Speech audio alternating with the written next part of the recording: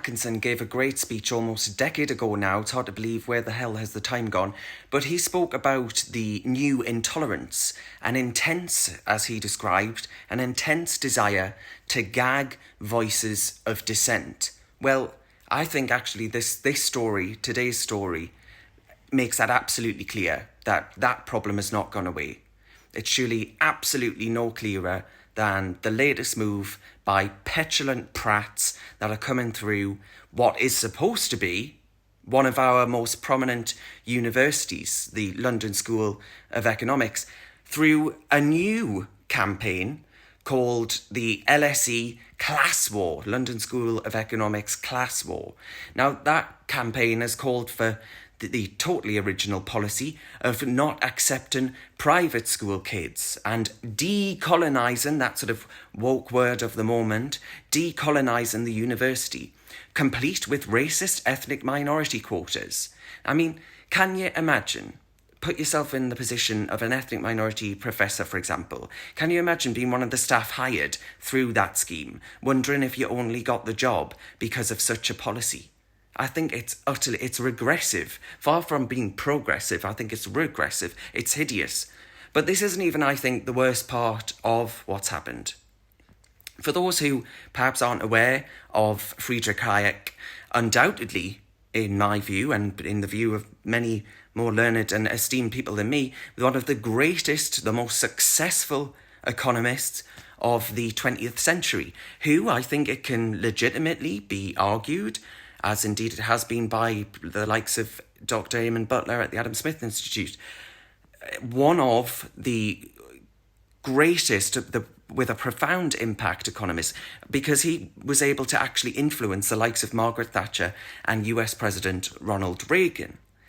Through his warnings in just after the war, he warned against totalitarianism, actually just before the war, before the end of the war. He warned against socialism, basically, in 1944 through The Road to Serfdom.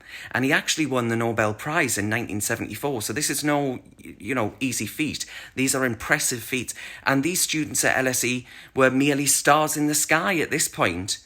And now they're calling for the dissolution of the Hayek Society at the London School of Economics, advocating, as is common now, I think, unfortunately, in universities, a no-platforming policy for those who promote ideologies that are supposedly harmful to marginalised students. Get a grip.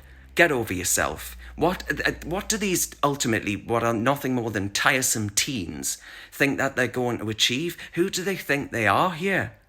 We've seen this time and again.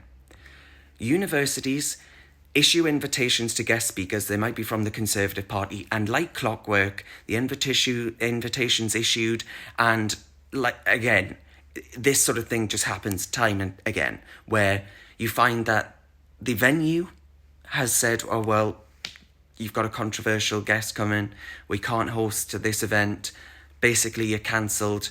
So Conservative politicians can't even receive a platform to speak at our supposedly august institutions, our most elite universities, which people from all over the world come to.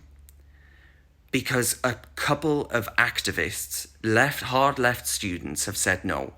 I think it's time that we pushed back and started offering some opposition to those who seek to actually shut down the avenues to debate and speech, who seek to shut down freedom of expression and of association.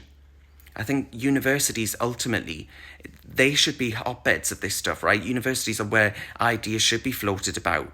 I think ultimately students don't need to be jabbed with the Pfizer vaccine. They actually need to be jabbed with the virtues of tolerance. And I think the ability to unwrap the cotton wool that is currently around them, to hear views that run contrary to their own. It's hardly a shining, I think, example, is it, of the United Kingdom's higher education. This 50% target of sending kids to university, it needs to go. If this is what students have to spend their time on, right? If that is what they are able to do in their spare time instead of the studies, working on cancelling bloody dead economists, well, you think, well, get a grip, right?